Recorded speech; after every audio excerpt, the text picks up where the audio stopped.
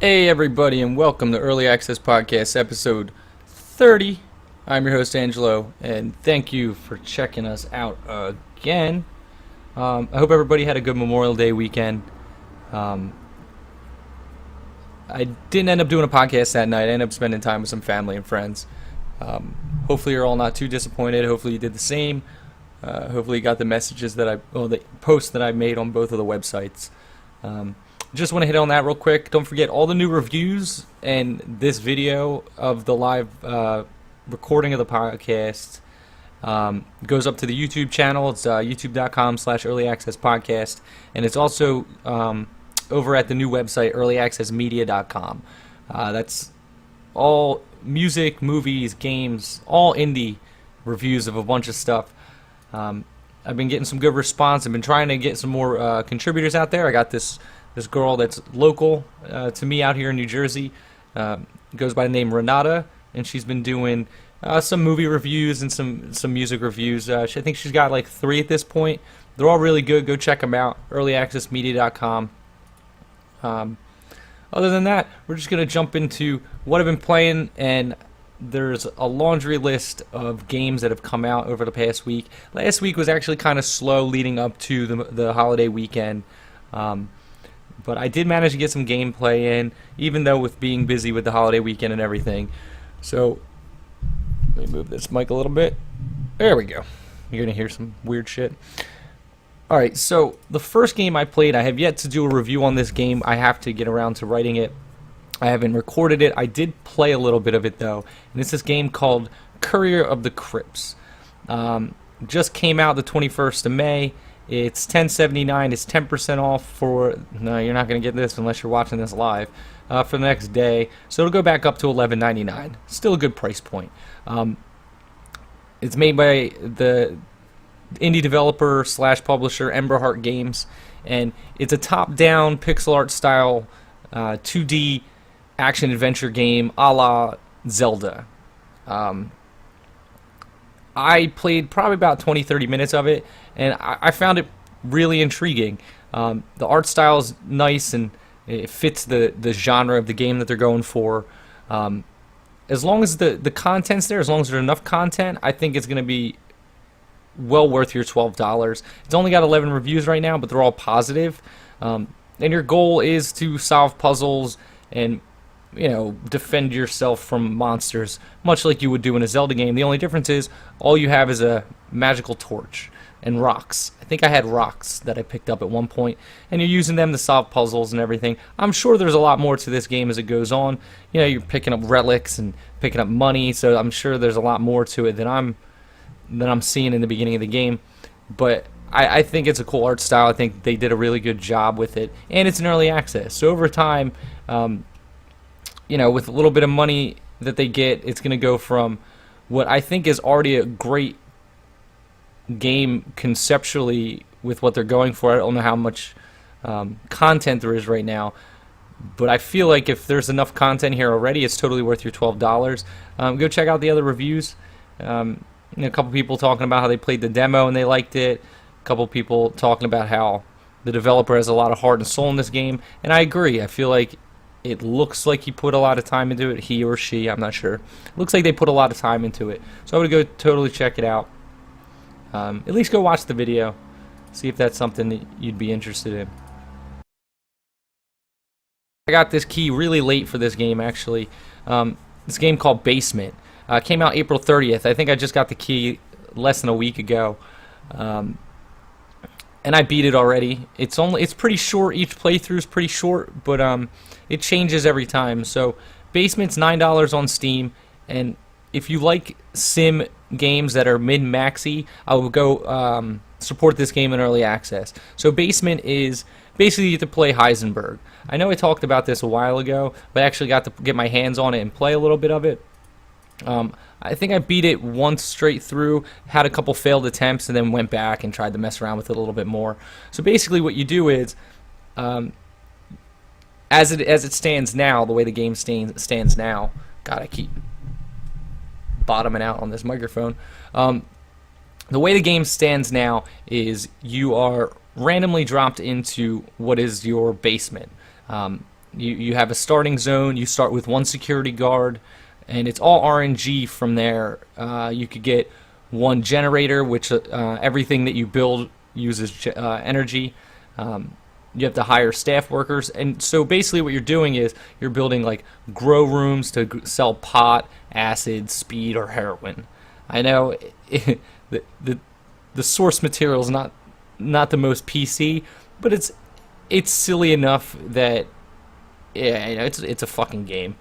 Get over it if that's your problem. So yeah, you're basically you're starting as a small drug dealer, not even a drug dealer, a drug supplier.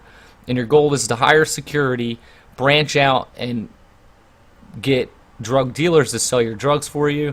You have to take over other buildings that have better cars that you can, ship your drugs back and forth between these buildings faster. So they'll pick up your drugs that you're making, go drop them off at the drug dealer sells them. You make money over time that way. But as the game progresses and as your empire grows, so does the heat from the police. So you're going to get raided. You're building, like the other drug dealers are going to get raided, so you're going to have to send your security guards to fight the police, or you're going to have to bribe them off. As it stands, like I said, the playthroughs took me about 45 minutes to an hour, but it's totally worth it. It's $9, and as this game grows, it's going to get more in depth. There's going to be a lot more strategy into it. I just think for $9, it's just like a really fun, silly sim game that you can jump into and not get too hung up on all the minutia. The only problem I did have, which I haven't made a video review for this, and I'm not sure if I'm going to. I'll probably do a written review, but there's really no explanation when you get dropped into this game. It's literally you just start, you hit new game, and you're in a little building. So you have to take a little bit of time and click around and figure out exactly what you're doing, which didn't really take long. It only took me about 5 minutes or so to really figure out what I was doing. That's why I had to restart a couple of the games. But once you figure out exactly what your goals are, it's pretty easy to figure out how to maneuver your way into the end game. I hope this game gets supported, because it looks like it'll be a lot of fun further down the road, and they have a roadmap up that they put up earlier this month, so you can go check it out. But yeah, it's 93% positive with 238 reviews. So I don't know if my one more review is really going to sway you on that, but it seems like people are really liking it. All right, this next game I got my hands on, I'm super excited to talk about, is this game called Holy Potatoes, a weapon shop.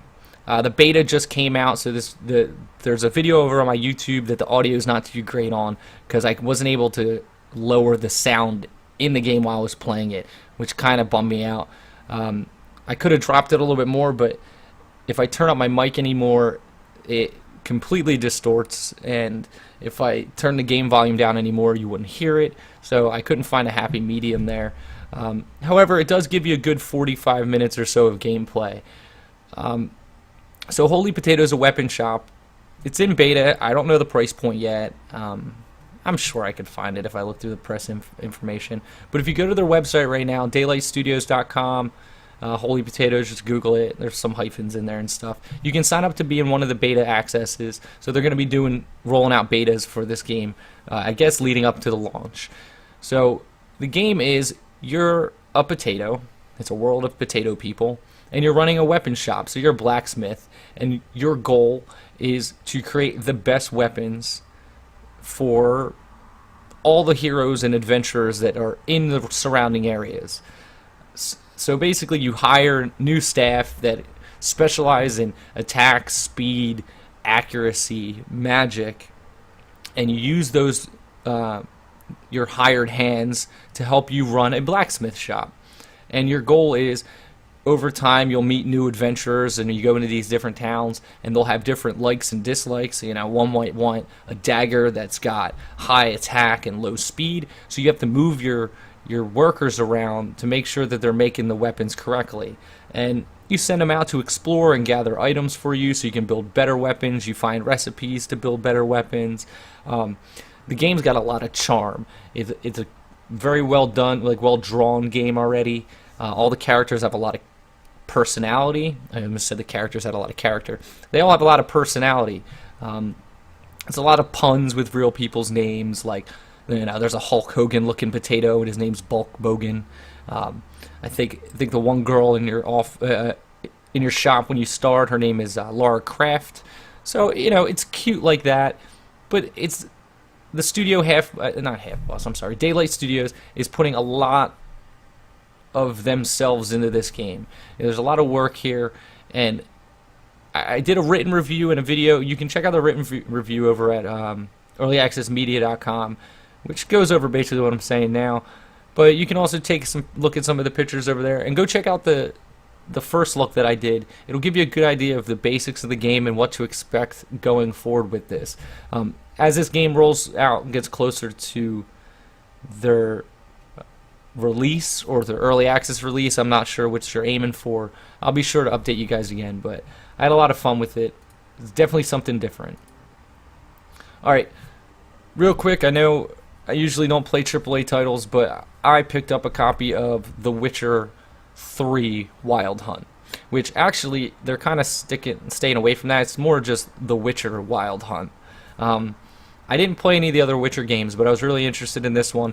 The trailer from last E3 really drew me in, the one where he's fighting the giant griffin. I played about 2 hours or so of it, and all I'm going to say is that if you like games like Skyrim, or it's hard, I mean, that's really the only game series. Like, the Elder Scrolls games are probably the closest you're going to find to this kind of open world RPG. The story stuff has been great so far. Every side quest I've done so far has been awesome. I've had no complaints. The only thing that's bugging me about this game is the way it controls. It's a little sluggish. Like, it's got a long wind up for a lot of the moves, and the movement. Like, when you're walking forward, you take a second to step forward and move forward. But for the most part, the exploration's been great. It's still not, from what I understand, the previous versions had a hard time really explaining what you like tutorial wise, like how to work everything.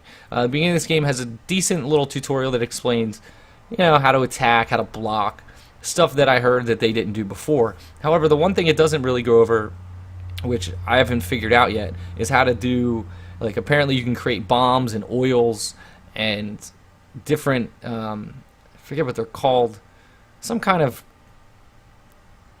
spell or something on yourself that makes you more powerful in battle. I haven't figured any of this out. I don't know if I just haven't gotten to a point where somebody explains it to me, or what. I know there's menus for it there and everything, but it hasn't really hit on that at all, which I'm not a fan of, because apparently is a big part of the game, especially when you're fighting some of the monsters, because you might need to be, you might need to reduce your damage from fire, but if I don't know how to make the fucking fire potion or whatever, it's going to make it way more difficult. Also, I'm playing it on one of the harder difficulties, which already makes it more difficult, because you can't generate life by meditating, which passes time, and in the lower difficulties you just generate health when you do that, when you're out of battle, and I haven't been able to do that yet.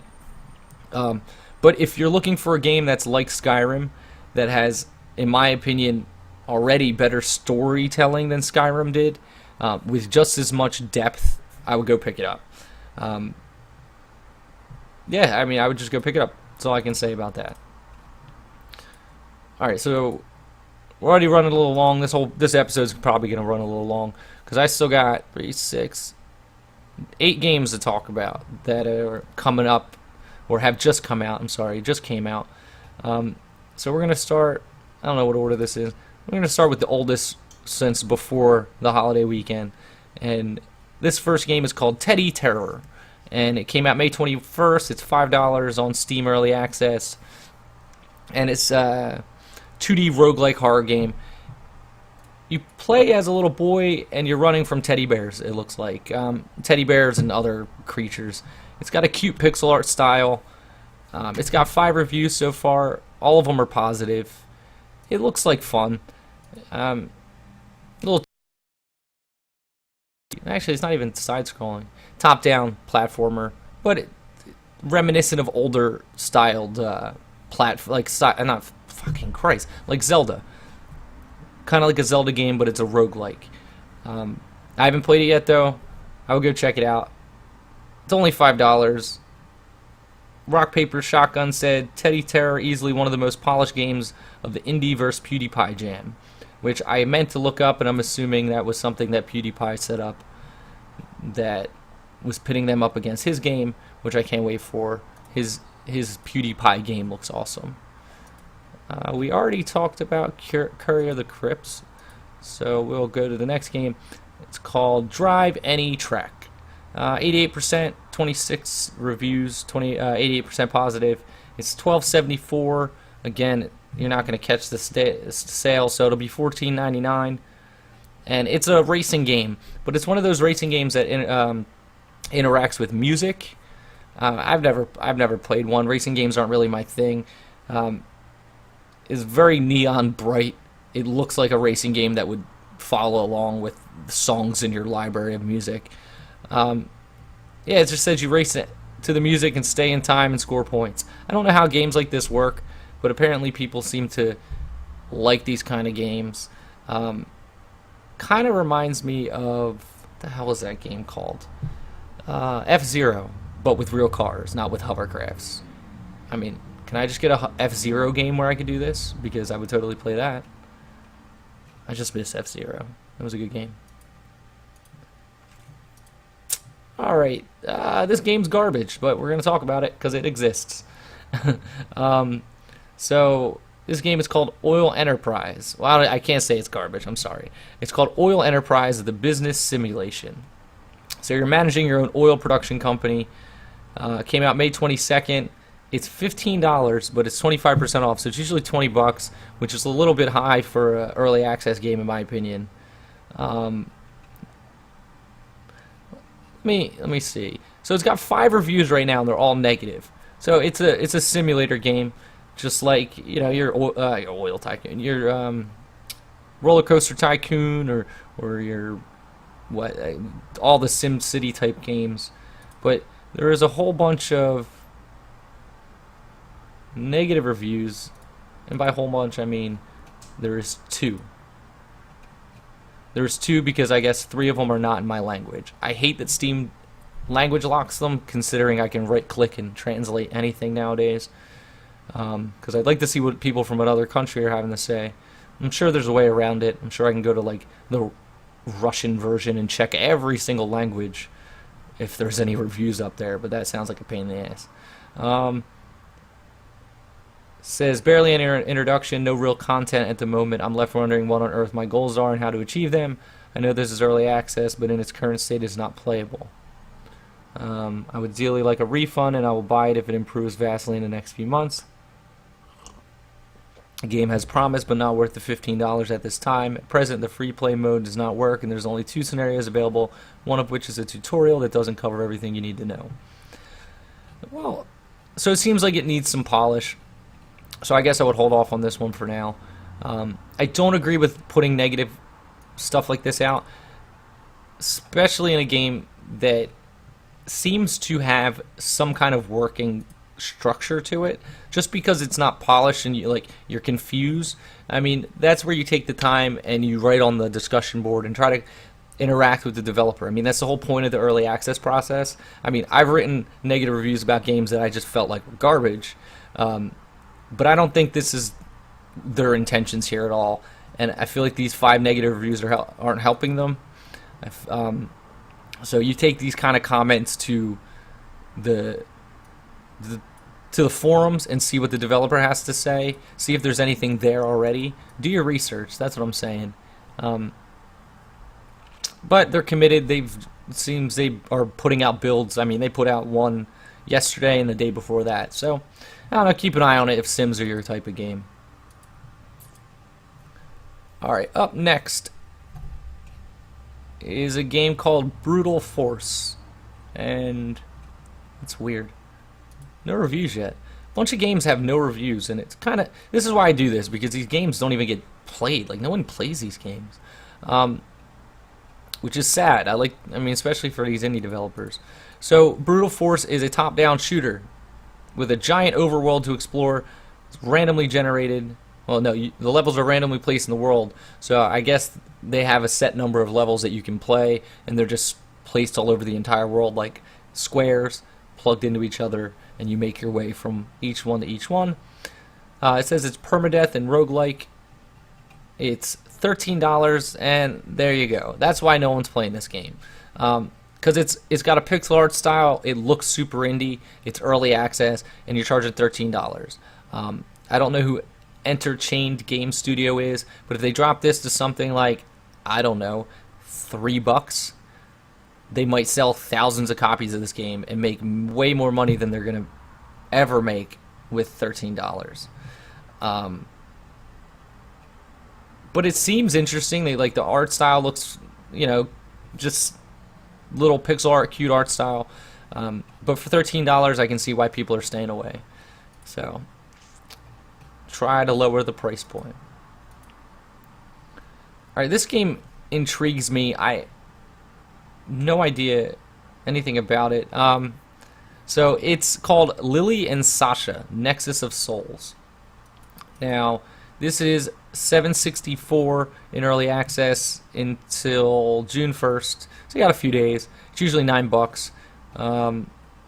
John Wizard is listed as the developer and publisher. So probably made by one person. And it looks like another top-down pixel art style. It looks like an RPG Maker game, actually. No. Looks more like a Zelda game. So it's kind of like a Castlevania Symphony of the Night style. It's like a clone. I mean, you use a whip. A lot of puzzles. It looks good though. It looks fun. It's right in there where it should be in price point. So I don't know why no one's picking this up or playing it. And if they are, they're just not putting reviews out. Or if they are putting reviews out, they're just not in our territory. And this game's not in early access. This game is just an indie release. So it's even more confusing to me that it's not being reviewed at all. So go check that out if you're looking for little top-down RPG. All right, and then I just pulled these two games that came out today, actually. This first one is a sandbox MMO RPG called Tree of Life, Beginning of a Journey. It's already got 261 reviews, and they're 96% positive. It's in early access. The buy-in's $20. I don't know what you get for $20. There's tiers. It's one of those tiered things. So you can get the Settler Pack or the Adventurer Pack. Fuck you. I don't like that either. All right, so the Settler Pack is $20, which gets you, I guess, just access to the game. It doesn't say. And then for $25, you get the Adventurer Pack, which gives you an extra hairstyle for the male and female characters, and 8 additional item slots, including matchsticks, bread, and bandages. I'm assuming you build everything like most of these games. I'm not 100% sure, since I'm literally just watching the video now. However, the one thing I find stupid is, and just rude, actually, you can buy into the game for $20, and then you can upgrade to the Adventurer Package for an additional $8. So you're going to end up paying $3 more to get the Adventurer Pack. I feel like if they want, I mean, it's an MMO. You want as many people as possible playing it. Maybe tier these out a little bit different. Make the price point $10, and then, like, just to enter the game, and then give some perks for leveling up otherwise. Don't charge an extra $8 after you got somebody to spend $20. But I guess that's the point. You already got them for $20. You might as well charge them something anyway. That's not, I mean, whatever. So let's see. I'll read the first review off of here. Tree of Life is a nice survival game, quite difficult despite its cute graphics. All right. It is cute. It's like overtly cartoony. Like, reminds me of like an early MMO with like gigantic heads and fucking weird shit. Just very rustic 3D animation, basically. But 261 reviews already, and it came out today with 96% positive. I mean, some of these people gotta like it. There's only like 10 negative reviews, and only 3 of them show up. So I mean, if you want to drop $20 on another MMORPG with like another sandbox RPG, then go ahead. I would check it out, but I'm not spending $20. Alright, this next game is free, I believe. Came out today, it's free, and it has a shitload of DLC already. Starter packs, Superstar pack, Guards of Synarchy pack, and it's called Games of Glory. And it's a MOBA. It's another MOBA. Kind of looks like one that I've played already, but they changed the name? No. Come on, let's get through this shit. I don't want to see people talk. No, show me the gameplay. I mean, again, I can't be too hard on this shit. It's free to play. Team base, 5v5 it looks like. Says there's no laning phase or auto attacks. So it's just 5v5 arena shooter. But it's free.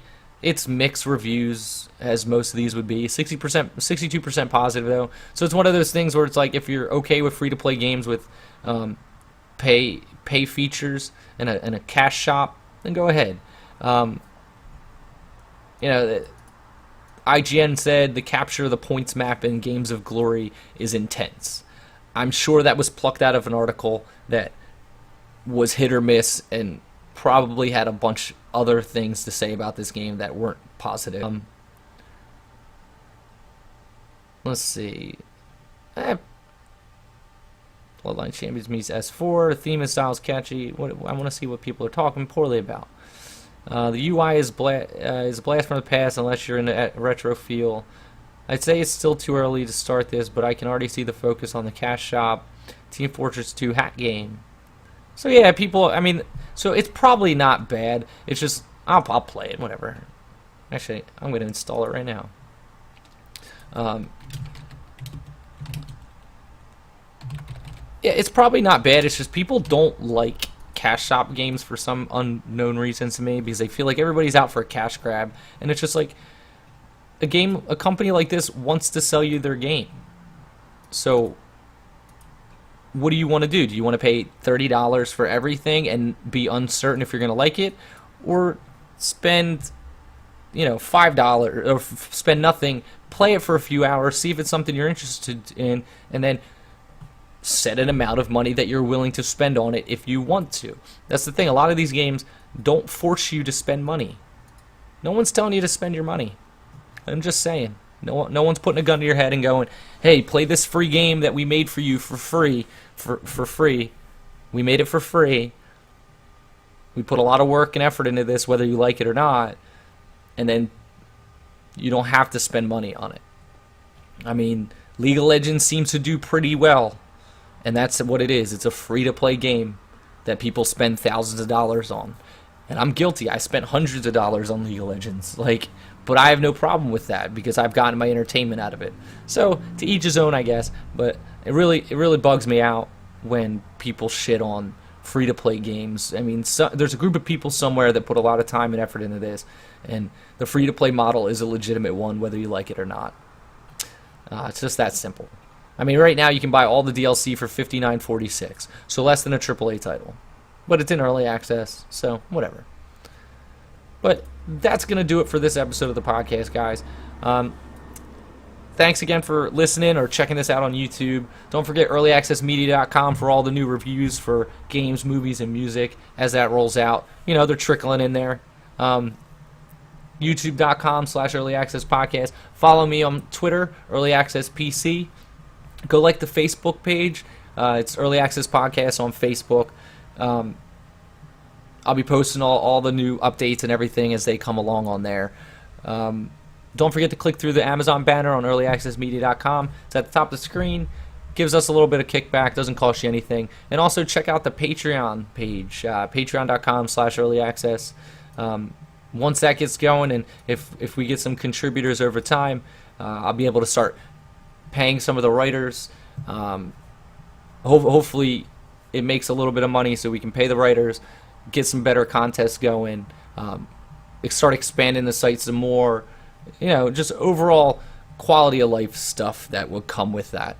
But until next time, guys, thanks a lot, and I will see you on Monday.